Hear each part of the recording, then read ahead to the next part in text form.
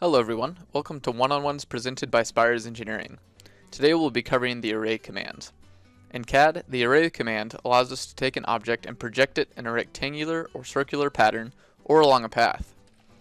For today's example, we're going to use the path array command to create what you see here, a conceptual parking space layout along a drive. So what we'll do is we'll use the path array command to project this line along this polyline. One thing to note, the path in the path array command must be one continuous object. So in this case we have this polyline composed of 3 segments.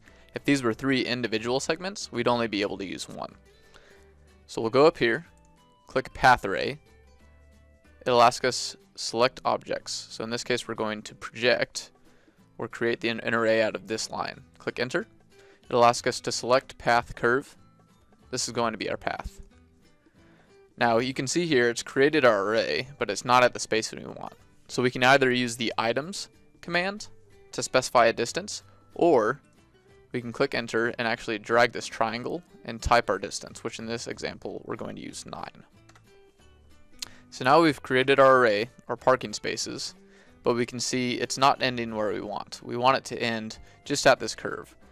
So in order to manipulate this array, we need to manipulate the polyline. So we're just going to break the polyline back to the curve, and you can see it's eliminated our array just to this portion of the polyline. Now if we want to mess with this array as polylines, we need to explode it, and now we have polylines for each of these individual parking spaces. All that's left now is we're going to break this polyline back here, delete that guy, and now we have our conceptual layout that we started with.